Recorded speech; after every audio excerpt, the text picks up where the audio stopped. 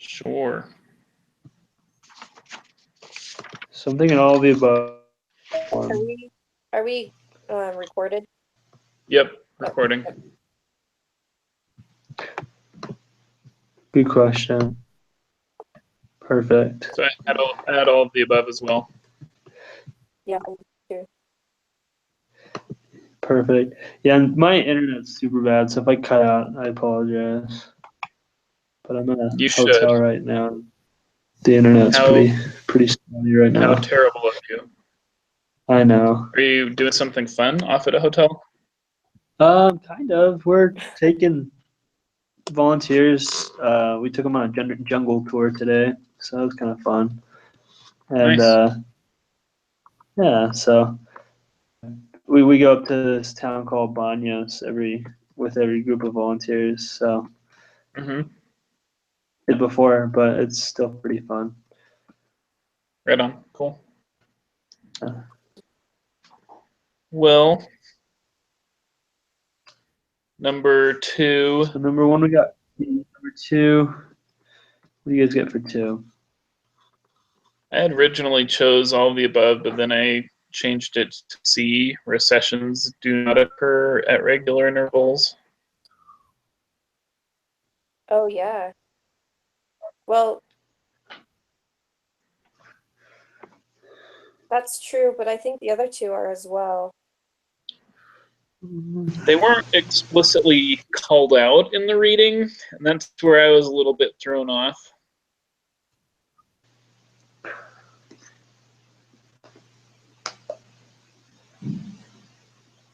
So yeah, B is definitely false, I think, because when one variable that measures income is falling, all the other variables that measure income should be falling too. Oh, and the relationship between output and unemployment is not very difficult to characterize. So yeah. So C.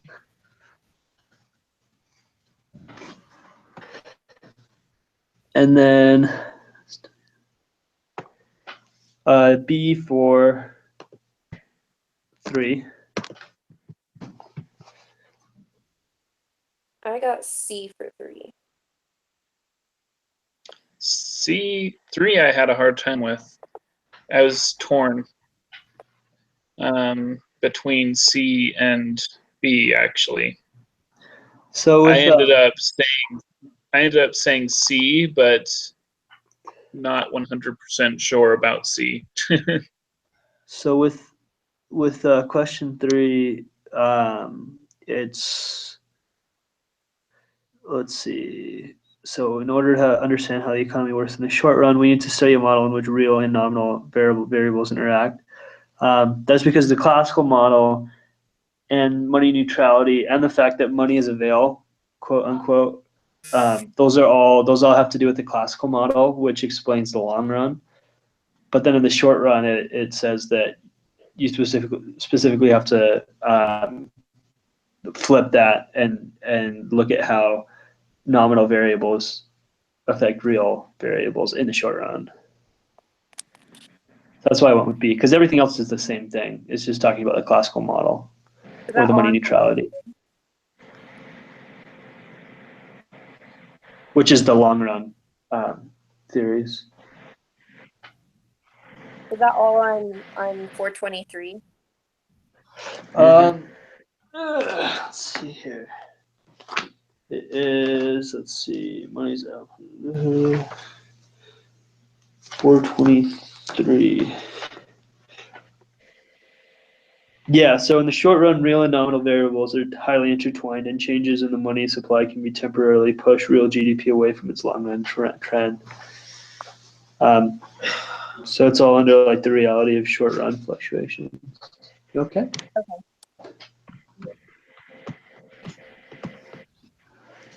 You know what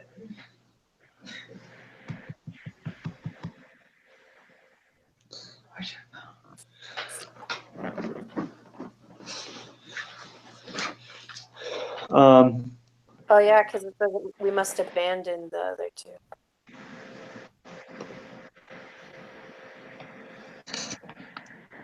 Okay, makes sense. Cool.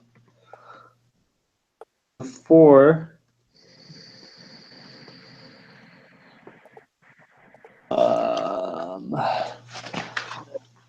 So price The level and price level quantity. and real output.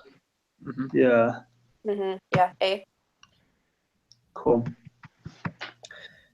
And then 5, looking at a graph of aggregate demand, which of the following is correct?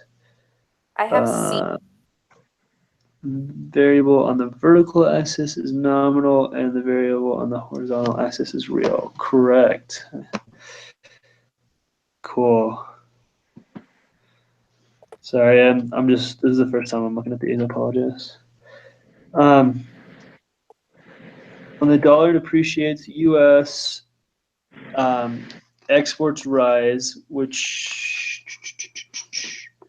Increases aggregate quantity of goods and services demanded. A. Yeah, that's right.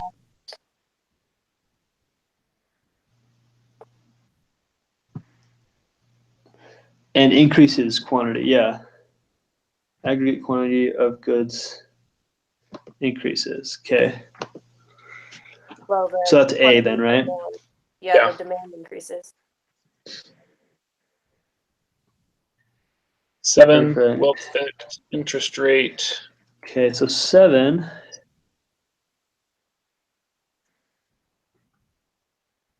And exchange rate are all explanations for. Add C, the slope of the aggregate demand curve. I agree with that. Yes.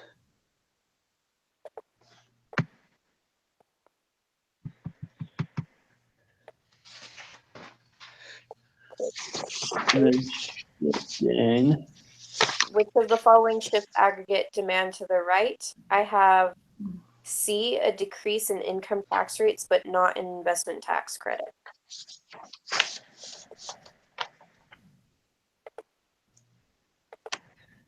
So let's see. I think the investment, let's see.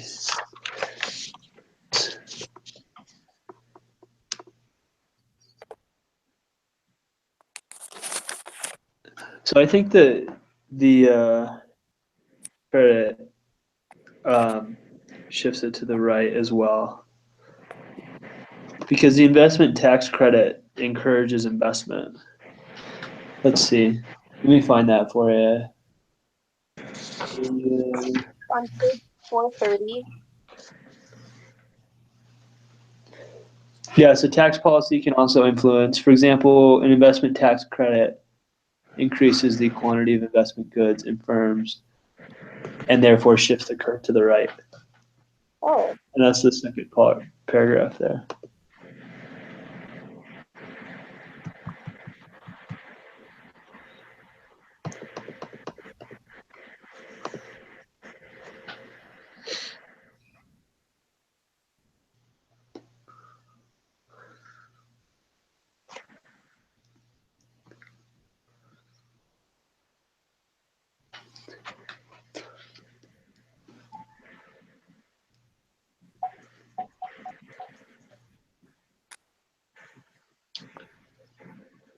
I was thinking it was like a repeal in the investment tax credit. I was thinking both of them would go down.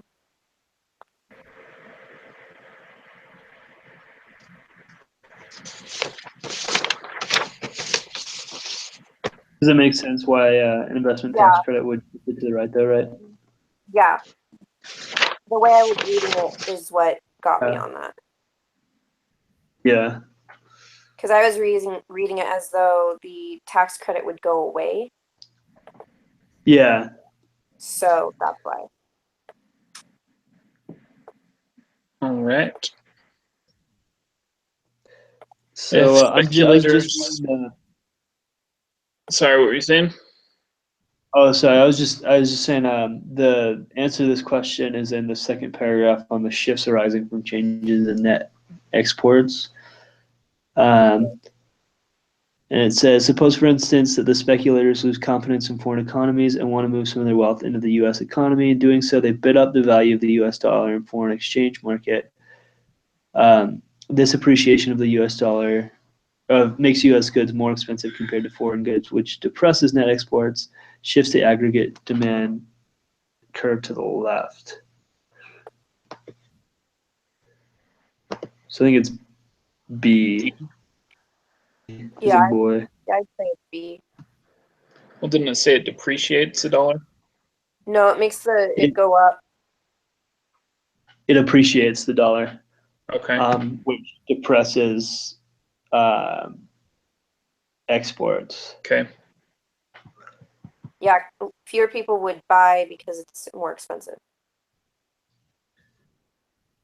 A strong dollar is detrimental to the economy, Mm-hmm. which is kind of counterintuitive. Let's see. 10, which the following effects provide incentives for consumers to spend less. Rises.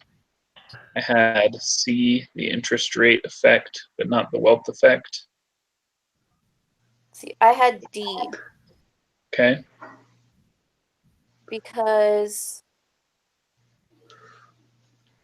in both of them, hold on, let me see.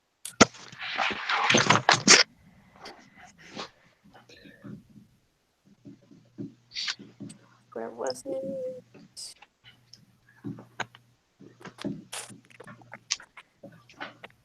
So I was reading in the, it says a decrease in the price level raises the real value of money and makes consumers wealthier, which in turn encourages them to spend more.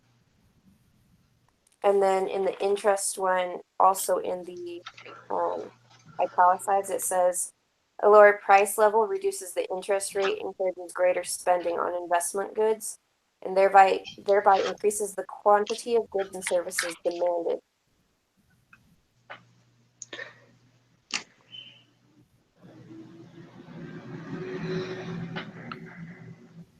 Oh, never mind. Yeah, you're right. You're right.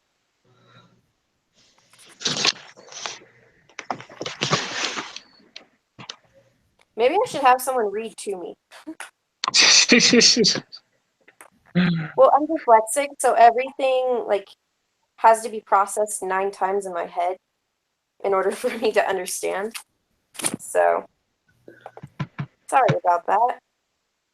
No, you're fine.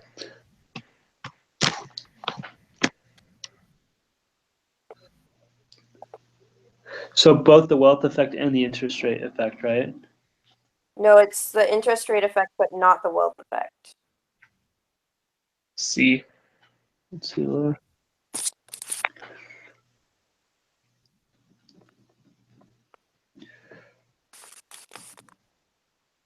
Right? Now I'm Are you questioning. sure though? Because the wealth effect works both ways. It says at the bottom of the paragraph on 427 under the wealth effect, increase in the price level reduces the real value of money and makes consumers poorer, which in turn reduces consumer spending and the quantity of goods and services demanded. Oh. Okay, so we're looking at only increase in price level. So yeah, so an increase in price level would incentivize less spending because of the wealth effect, because if there's an increase in price level, because the money that you held would buy less, but then would the effect provide incentive for them to spend less too, though? Because it says the only thing it says on the interest rate, it says a higher price level raises the interest rate, discourages investment spending, and decreases the quantity of goods and services demanded. So I guess both of them do. Yeah. Let's see, higher interest rate discourages investment spending. Okay. Decreases the quantity of goods and services demanded. Okay. So it decreases investment spending and increases saving. A, right?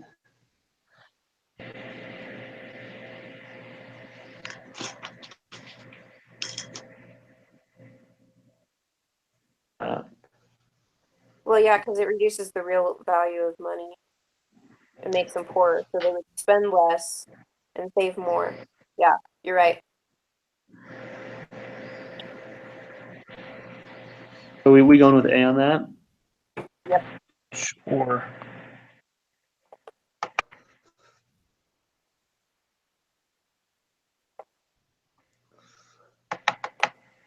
All right, 11.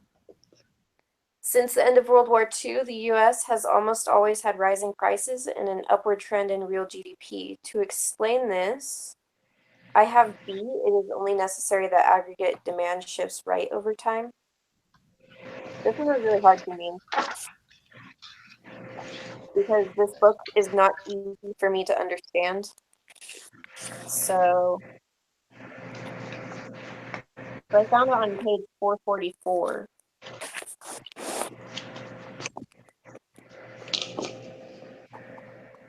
Or 445, you could even look at that too. The chart. My chart's on 444. Because if the supply is moving, then that's actually moving the price down. The demand is shifting right. Right. Because when the demand is right, the price moves up. When then the price moves down. And so that's why. Right. And I just went off of the figure. I didn't go off of the words because they were confusing me. Yeah. Cool. Well, I agree with you on that one. So. So what are you saying on that one?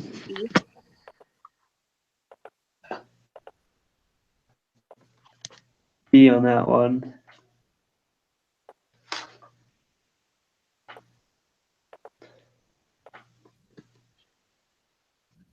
And then A on the next one. Wages tend to be sticky because of contracts, social norms, and notions of fairness. And yeah, I got that as well. Which kind of is strange for me because you would think that contracts would make it so that wages are set for the time that the contract is there, which makes me think that they wouldn't really be sticky. But Well, that's why they are sticky. They're under So they contract. don't adjust to the market. okay, what does sticky mean though? Sticky means like sticks. it's stuck. It's stuck. Can't move it. Okay, so they're using that kind of sticky and not the kind where it makes it an interesting situation. Correct. Because Yeah, I mean, in my language, we don't use sticky as in it's stuck. Use it like it's sticky, as in, oh, that's an interesting situation. Right. like it's messy. Mm-hmm. So I think in this sticky is in like they're stuck at a certain level. Okay. Yeah. Because I was thinking it was making it more complex because you have to go off of all of these things, but I was thinking contracts would just fix the social and the notions of fairness. It is sticky too because it like it's awkward situation because the exactly adjust to the market. But I think like the sticky, like it's specifically referring to the fact that they're stuck. Okay. So in the short run, they don't adjust.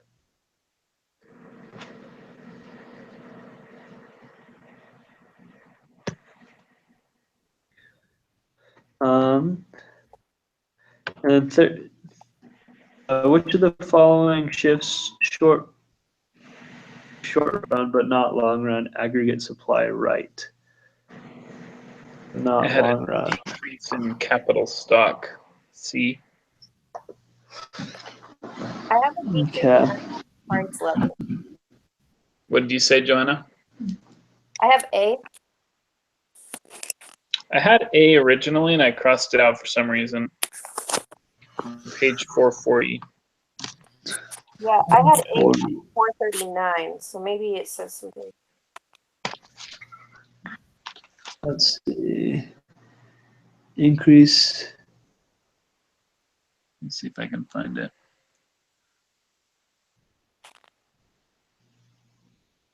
Yeah, in the table 2 in the green area.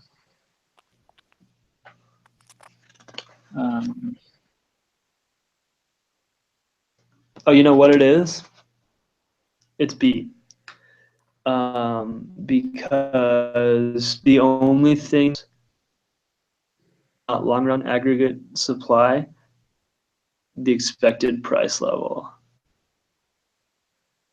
Because everything else will affect, let's see, so a decrease in the actual price. Yeah. I had B. I don't know why I was thinking A. And so let's see.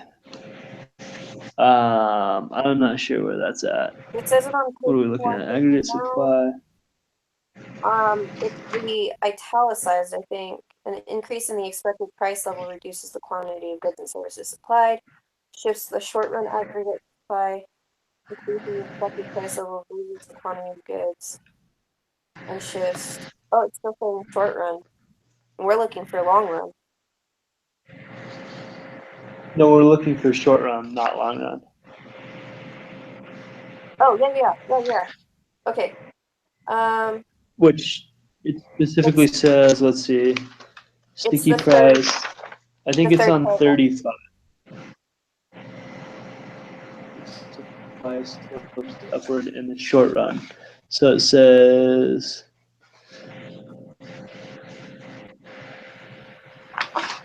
where are we at? 436.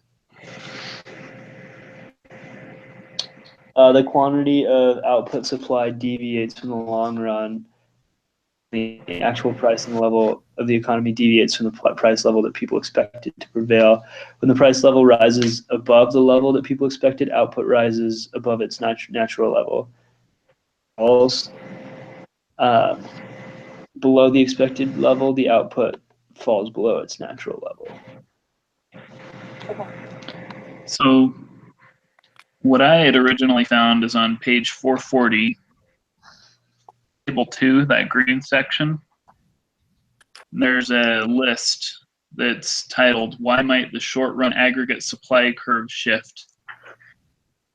Well, and that says, shifts arising from changes in capital, physical or human capital, shifts the aggregate supply curve to the right. A decrease in physical or human capital shifts the aggregate supply curve to the left. Right, but those also do it in the long run, and we're looking for what it does not do in the long run. But that's specifically talking about just the short run. Yeah, but it's titled "Why Might the Short Run Aggregate." Although that one's opposite of what it says, because it says decrease in the stock capital shifts it to the left. So let's see, actual price level, changes in labor.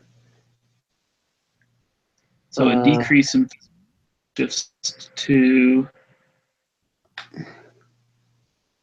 decrease in physical or human capital shifts the aggregate supply curve to the left. Increase. So yeah, I think it shifted. Well, yeah, so it says decrease will shift it to the left. So I don't think it's C. Yeah, gotcha. Expectedly low prices leave some firms short run. Expected price level. A decrease in the expected price level shifts the short run aggregate to the right. So it's a decrease in expected price level. Okay. Which it's this. it's what I thought, but it wasn't for the reason that I thought. Mm-hmm. Yeah. Maybe. I don't know. Maybe not. But it's on that sheet though. It's the very last one. A decrease. Yeah, I see that. Yeah, it Cool. also So we talks get on about that it on one. 439. Talks about how it doesn't apply to the long run. Yeah, I see that. Yeah. It's italicized. Cool. Almost done, guys. Let's bust this out. 15. It says the long run aggregate supply curve would shift left if the amount of labor available, and this is the same chart. Look at that. Labor available decreases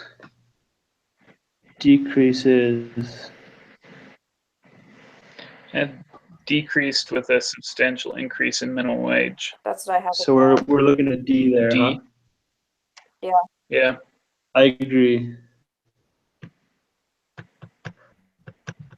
Because minimum wage would unemployment. So Right. 15.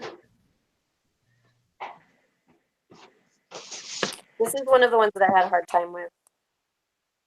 Yeah, I did too a little bit. What happens to the expected price level and what impact does this have on wage bargaining? The stock market boom of 2015. And stock prices rise more than expected to stay high for some time. Where are you reading that at? I was just Just above. in the question. So the stock prices rise more than expected.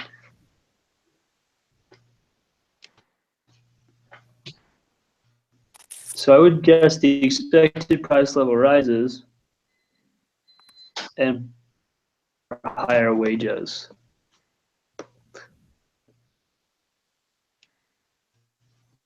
That's kind of what I'm I going was with C thinking. on that. I just couldn't find it anywhere that states it. Yeah. I don't think it's going to. I think it just wants you to think about it from what you already learned.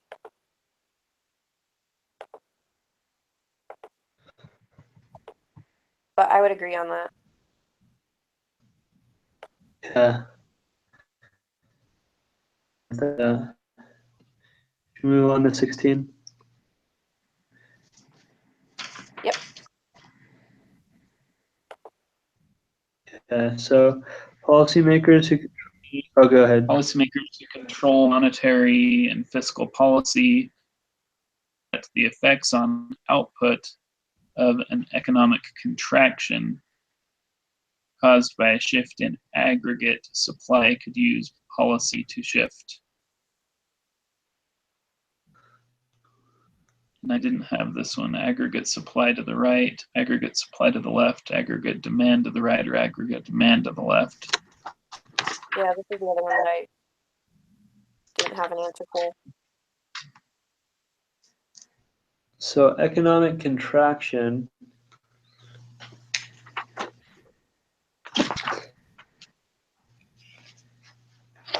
caused by a shift in aggregate supply.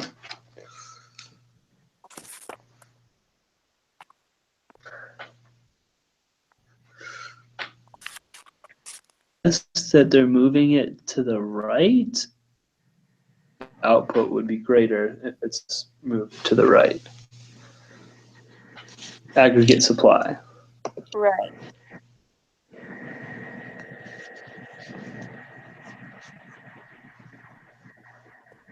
I'll go with that.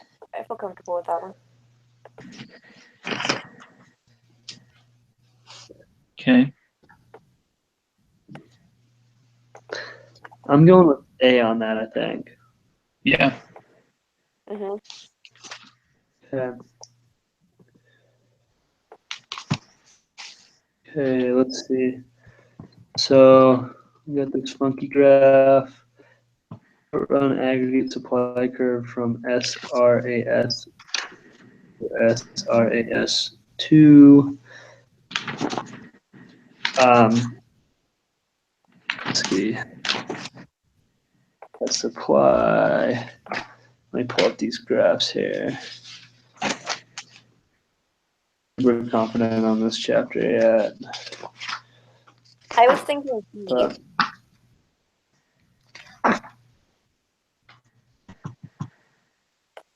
decrease in the expected level. Because I didn't think that the Let's price would let's go check down. that. I didn't think the price would go down if there was an outbreak in the war. Of war in the Middle East. Supply.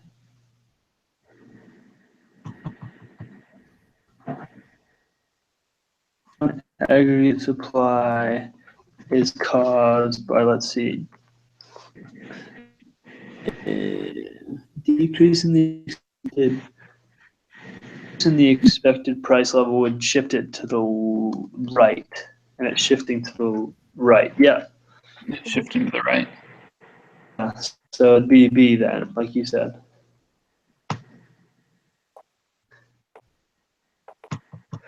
Cool. B. And then the appearance of the long-run aggregate supply curve, concept of monetary neutrality, consistent with the idea that point A represents the long run and short run equilibrium. That's relevant. So D, I think, right?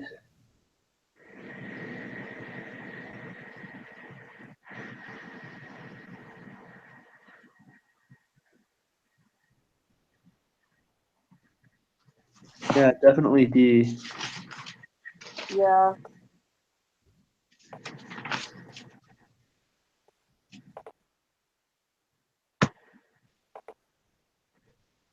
All right. Stagflation.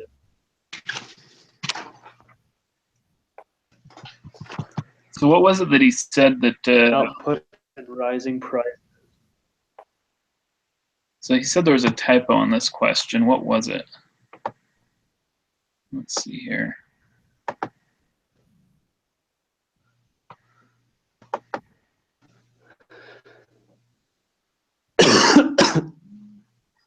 On 19?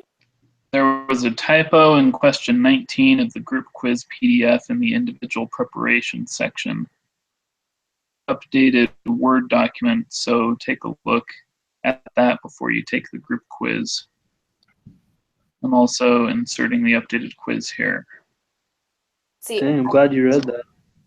I only worked from the Word document, so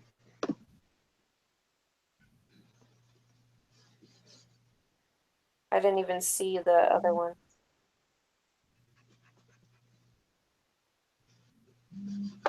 Stagflation exists when prices.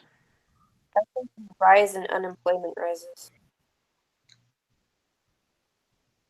That's what I had to see. Although Rise and unemployment rises.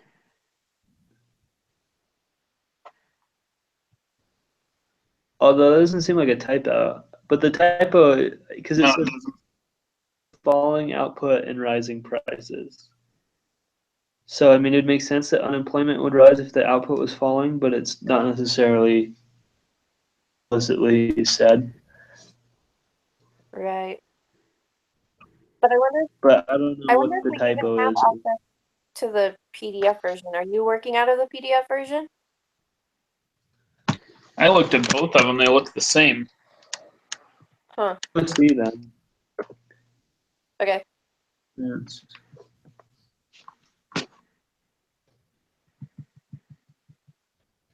The economy is in long run equilibrium. Senator A succeeds in getting taxes raised at the same time Senator B succeeds in getting major restrictions on logging removed. In the short run,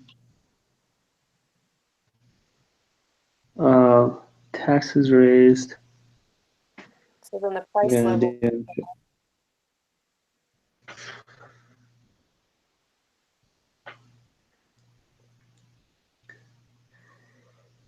So if the taxes are raised, the price level will go up, and if the major restrictions on logging was removed, then the supply will go up.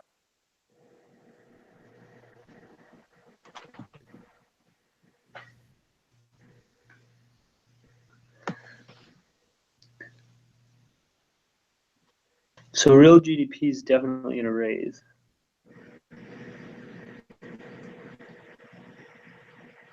Because Right? of the tax increase. No, because of the restrictions on logging getting removed. Because they'll be able to log more. Yeah, then the supply.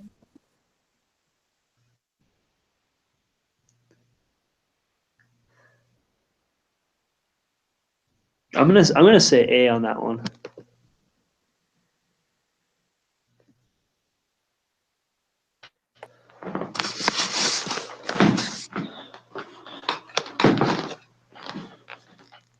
I don't have a reason What do to you argue guys think? that. And just my reasoning is that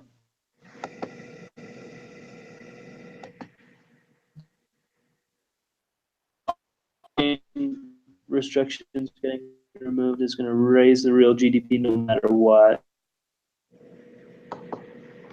I think the supply, yeah, it's going to apply upward shift in the supply curve, but then there's going to be a shift in the Right.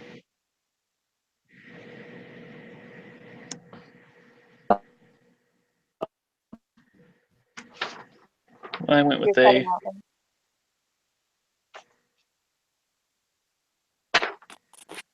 I went either with going A, to and be up looks or like down.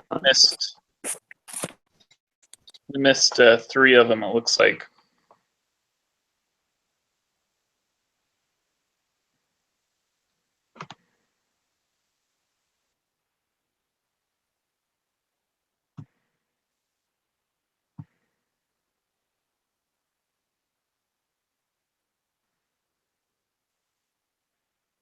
Did Keenan cut out? I don't know. Either that or he's just really still right now.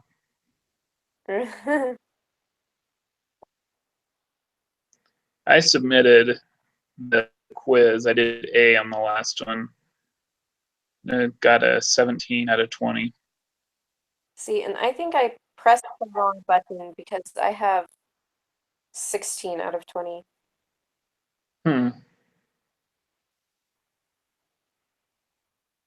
Hmm. Well, It Keenan's happens. gone.